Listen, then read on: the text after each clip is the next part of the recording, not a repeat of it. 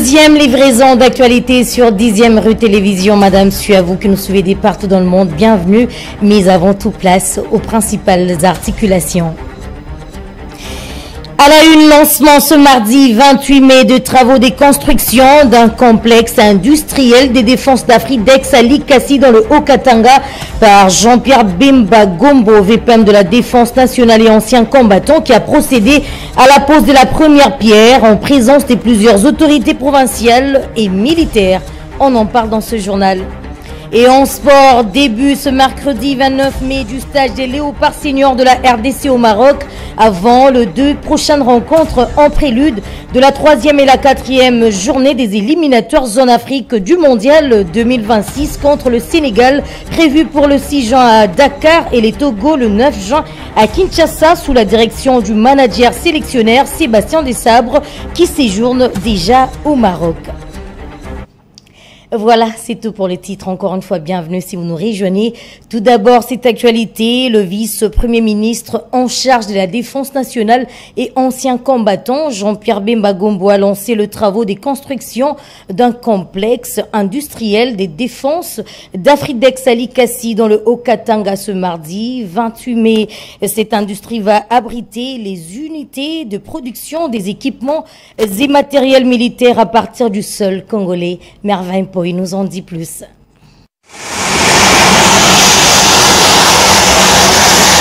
Le vice-premier ministre, ministre de la Défense nationale et ancien combattant Jean-Pierre Bemba a, au nom du président de la République Félix Tshisekedi, procédé lundi 27 mai 2024 à la pose de la première pierre marquant le lancement des travaux de construction à Likasi d'un complexe industriel de défense d'Afridex œuvrant sous la tutelle du ministère de la Défense. Cette usine de production d'explosifs et autres engins militaires est basée à Likasi dans la province du Haut-Katanga. Comme nous savons déjà orienté. L'exécution de ces travaux s'inscrit dans le cadre de la mise en œuvre des accords de partenariat stratégique signés dernièrement à Pékin entre le président de la République démocratique du Congo, Félix Tshisekedi, et son homologue chinois, Xi Jinping. Ceci dans le cadre de transfert de technologies et de compétences. La construction de cette industrie de défense permettra d'abriter les différentes unités de production des divers équipements et matériels militaires à partir du sol congolais. Les travaux seront exécutés en collaboration avec des sociétés turques, chinoises, Norinco. La cérémonie s'est déroulée en présence de quelques autorités civiles et militaires, notamment du gouverneur de cette province, du chef d'état-major général des FARDC, du commandant de la 22e région militaire et du directeur général d'Afridex.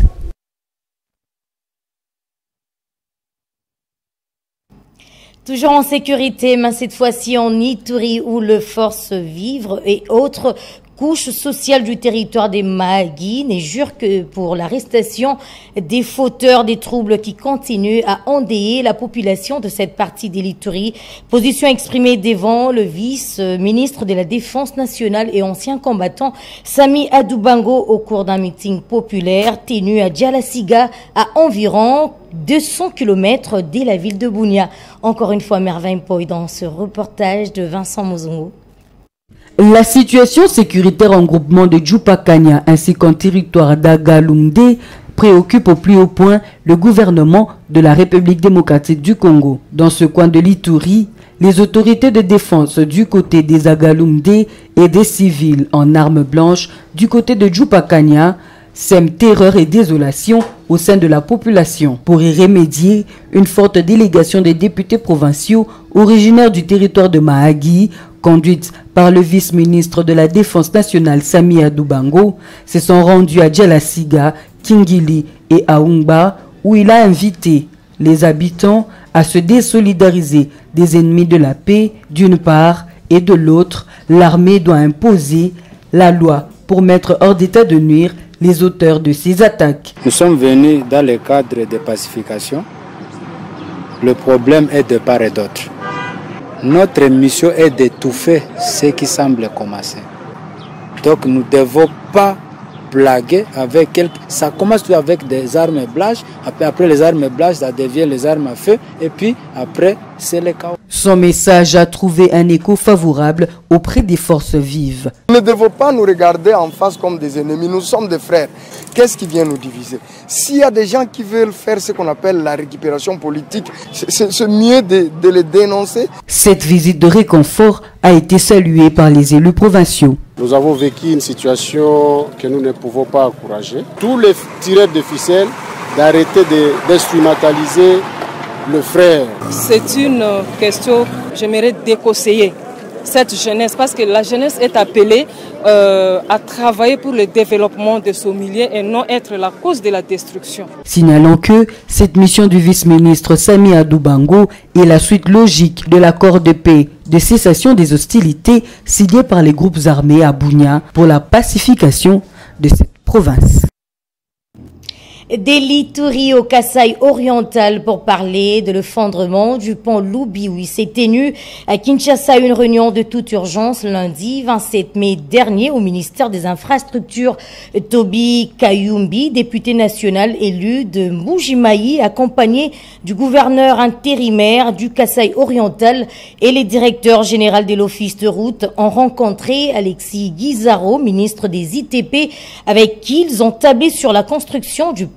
Cependant, une voie des contournements sera ouverte pour faciliter justement le trafic avant la fin de ce travaux. Toby Kayumbi, député national, a fait le point au sortir de leur rencontre. On l'écoute dans cet extrait choisi par Merveille Poy. En tant qu'élu du peuple, représentant de nos électeurs, je voudrais, au nom de notre population, remercier d'abord le chef de l'État qui a entendu les cris de l'âme de la population est-kassaïenne, mais aussi du ministre d'État, ministre des Infrastructures et Travaux Publics, qui aujourd'hui a donné des instructions claires pour que les travaux commencent déjà dès demain. Ces travaux prendront 10 jours pour l'ouverture de la route de contournement qui passera par Tchinchangu, Miabi et puis Mbujimayi. Mais aussi les travaux de la réhabilitation du nouveau pont commenceront aussi demain. Et ces travaux prendront 45 jours. Ici, je vais appeler notre population, les habitants de Mbujimayi, les habitants de Kabeye-Kamama, d'où-même je suis originaire. Je les appelle au calme pour leur dire que d'ici 10 jours, nous allons reprendre les trafics sur cette route secondaire qui sera réhabilitée en attendant que les 45 jours qui arrivent, que nous puissions finalement terminer les travaux du nouveau pont qui sera jeté sur la rivière Loubi. Mais aussi, je voudrais ici interpeller tous les usagers de cette route, les commerçants, parce qu'ils doivent comprendre que la cause aujourd'hui, c'est un problème de surchargement, un problème de tonnage qui doit être respecté. Que l'État va débourser beaucoup d'argent, mais respectons les normes. Quand c'est un pont de 25 tonnes, respectons 25 tonnes. Quand c'est un pont de 45 tonnes, respectons les 45 tonnes qui seront données. Donc aujourd'hui, nous sommes dans les pourparlers, on a eu à discuter avec l'autorité provinciale pour voir aussi comment maintenir les prix de maïs sur le marché. Nous discutons avec les générales Kassoro, nous allons lancer les pourparlers, afin que, en attendant cette période où il y a totalement une coupure de ravitaillement en Mbujimayi, qu'on voit comment par la RND qu'on puisse ravitailler de maïs sur le marché de Mbujimayi afin de maintenir les prix. Donc nous pouvons dire à la population de se calmer. L'exécution des travaux commence dès demain et compter 10 jours, je pense que la reprise du trafic sera demain. Prenons également ces communiqués de la centrale électorale qui convoque ce mercredi 29 mai les seconds tours de l'élection du gouverneur et vice-gouverneur de la province du Maïndombe. Cette décision se justifie par le fait qu'aucune majorité absolue n'a été atteinte au premier tour.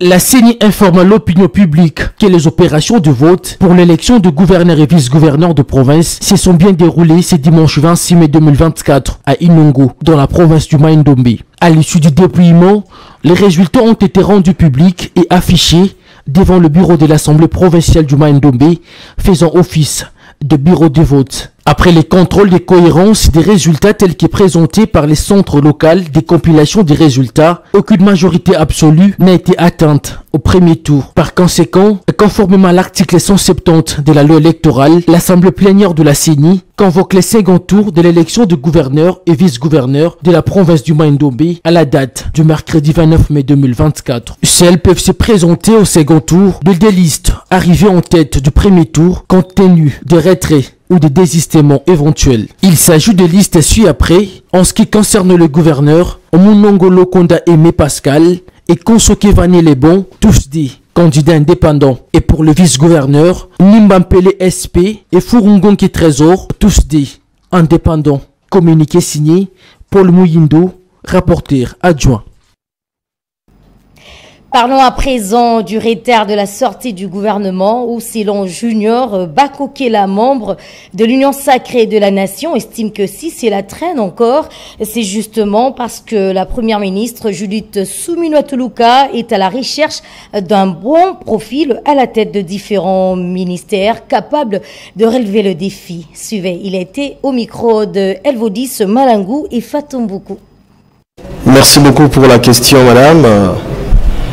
Je dirais que je suis aussi de l'Union sacrée et donc nous sommes tous aussi impatients, d'autant plus que le gouvernement a un rôle très important pour faire, n'est-ce pas, pour le survie des Congolais. Et donc si le gouvernement traîne encore, à mon humble avis, c'est-à-dire que tout n'est pas encore prêt, c'est-à-dire le chef des partis politiques et regroupements ont remis des listes, n'est-ce pas, la première ministre, Madame Judith Suminwa. Quant à elle, maintenant, de pouvoir vérifier les noms de tout et chacun et aussi voir comment convoquer les intéressés avant la signature, n'est-ce pas, par le chef de l'État qui va signer les ordonnances. Et ça prendra du temps, n'est-ce pas, pour voir comment. Je ne peux pas parler ici, je m'inscris en faux à ceux-là qui disent que parce qu'il y a des capricieux, personne ne peut être capricieux au-dessus du chef de l'État. Non. Le chef de l'État, c'est lui le patron de l'Union sacrée, et que s'il se décide aujourd'hui qu'il puisse signer les ordonnances pour la sortie du gouvernement, personne ne peut l'empêcher. Et donc, à mon humble avis, je pense qu'on doit patienter un tout petit peu. Ça viendra, parce que l'on doit mettre l'homme qu'il faut à la place qu'il faut. On ne peut pas ramasser des gens de gauche à droite, ne serait-ce que pour faire plaire aux Congolais. Non, on doit sélectionner, faire une bonne sélection, on doit filtrer, voir l'homme qu'il faut, le mettre à la place qu'il faut. Et donc, à mon avis, on doit patienter. Ça peut intervenir à tout moment, tout comme aujourd'hui, tout comme demain, au courant de la semaine. Moi, je crois qu'on aura un gouvernement véritablement qui viendra, en fait, résoudre le problème des Congolais. Le pays est confronté dans beaucoup de problèmes actuellement. Et donc, nous sommes obligés de patienter. Et si c'est 3-4 jours, ce n'est pas du tout longtemps, comme on dit, mais les gens doivent apprendre à patienter et que j'ose espérer au courant de la semaine, on aura un gouvernement responsable qui viendra résoudre le problème des Congolais. Autre chose, elle présente plusieurs lacunes et il faudrait la changer. Elle, c'est la Constitution du 18 février 2006 et qui est en vigueur en ce jour, bien que quelques-uns parlent de la révision plutôt que le changement. Des blocages de fonctionnement de certaines institutions résultent de la même Constitution, d'où il faille l'adapter à la réalité congolaise pour le bien de la population. Suivez.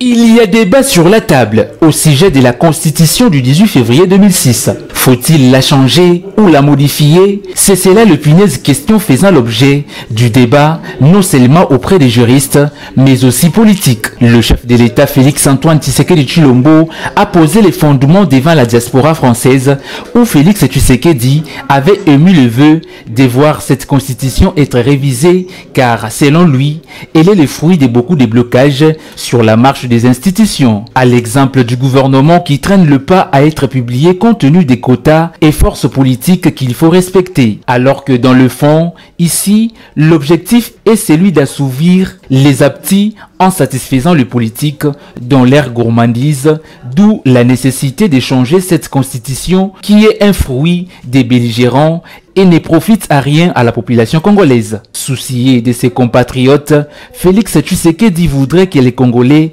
profitent de son Congo à travers ses multiples richesses qui jusqu'à présent ne profitent qu'à quelques têtes et aux Occidentaux via les Rwanda, pays agresseurs qui, grâce à cette constitution élaborée par les ennemis de la RDC, lui donne la possibilité d'avoir un regard sur les Congo.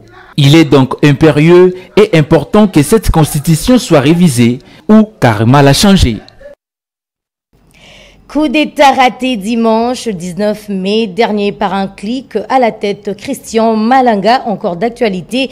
L'association des bétonistes a, à travers un communiqué signé par Michel Chimbaï, président national de cet ASBEL, condamné avec la dernière énergie la tentative de déstabilisation des institutions de la République, tout en mettant en garde tout celui qui se laissera manipuler pour de fins non démocratiques. Les précisions dans ce communiqué lu par Mervin Poy. L'association des bétonistes et son président Michel Chimbaï condamnent avec véhémence cette énième tentative de coup d'État visant à déstabiliser les institutions de la République et décourage par ailleurs ce comportement belliqueux et antidémocratique. Ainsi donc, les bétonistes, sous le leadership de leur président visionnaire, mettent en garde tous les commanditaires directs comme indirects et de rompre avec la manipulation de la jeunesse car elle ne se laissera pas faire et n'acceptera pas de recul de la démocratie chèrement acquise. Les bétonistes découragent toute tentative d'accéder au pouvoir par les moyens non prévus par la Constitution. En outre, respectueux de leurs objectifs et engagements, les bétonistes, tous, comme un seul homme, profitent par la même occasion de réitérer leur soutien et attachement indéfectible au président de la République, Félix-Antoine Tshisekedi Tshilombo, chef de l'État, commandant suprême des forces armées. Fait à Kinshasa le 25 mai 2024, Michel Chimbaï, président. Et en page sportive, l'équipe nationale de la République démocratique du Congo débute ce mercredi 28 mai au Maroc les mini-stages des préparations, ceci en prélude de la 3e et la 4e journée des éliminatoires dès la Coupe du Monde qui aura lieu aux États-Unis d'Amérique, au Canada ainsi qu'au Mexique en 2026. Moïse Makoro nous fait le point sur le préparatif des Léopards à travers ce communiqué.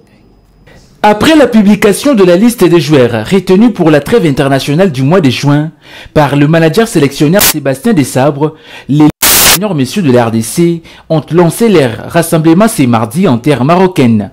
Sur place au Maroc, les Léopards livreront 2 matchs amicaux avant de rallier la ville de Dakar pour être reçus par les Lions de la Teranga du Sénégal les 6 juin prochains pour les comptes de la 3e journée.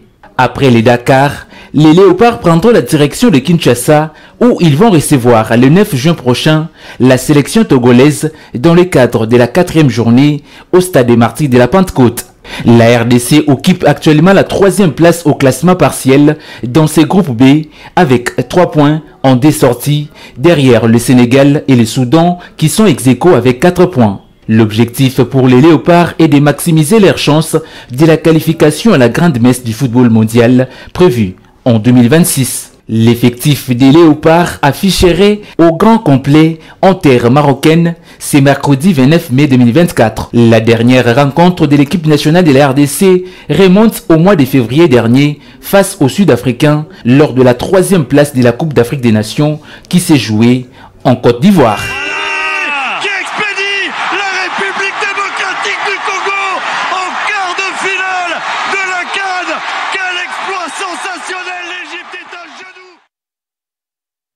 Corrigeons ensemble avec moi, c'était plutôt un commentaire, un nom, un communiqué. Toujours en sport pour mettre un terme à cette édition du journal Le Trophée de la 29e édition du championnat national de la Ligue 1 sera remis aux champions ce mercredi 29 mai à l'issue de la rencontre qui va opposer le tout-puissant Mazembe aux Aigles du Congo de Kinshasa. Les 2 entraîneurs étaient en conférence de presse avant-match et chacun d'eux a envisagé terminer en beauté cette compétition. On les écoute dans cet extrait choisi par Moïse Makoro. Le football, c'est un jeu aussi mental, il faut relever le défi. En tout cas, c'est un défi pour nous.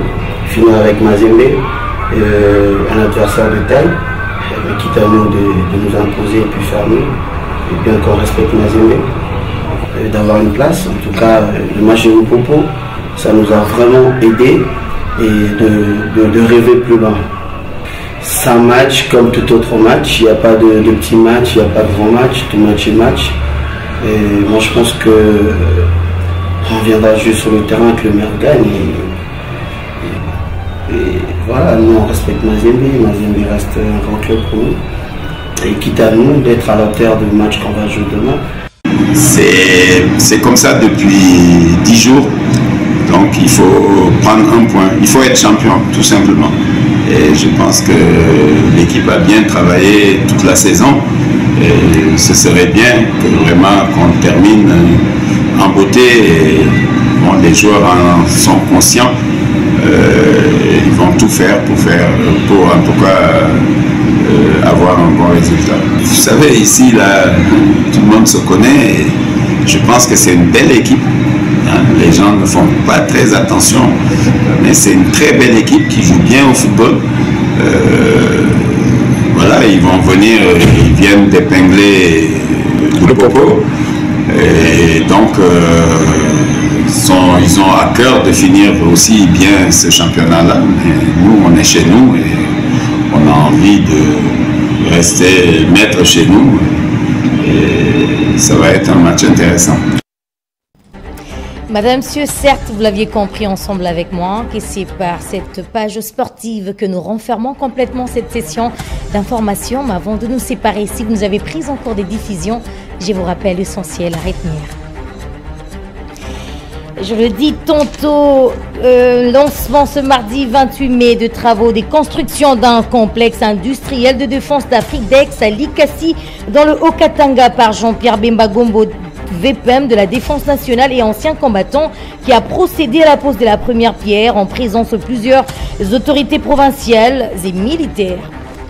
Vous aviez également suivi les débuts ce mercredi 29 mai du stage des Léopards seniors de la RDC au Maroc avant les 2 prochaines rencontres en prélude de la 3e et la 4e journée des éliminatoires zone Afrique du Mondial 2026 contre le Sénégal prévu pour le 6 juin à Dakar et le Togo le 9 juin à Kinshasa sous la direction du manager sélectionneur Sébastien Desabres qui séjourne déjà au Maroc.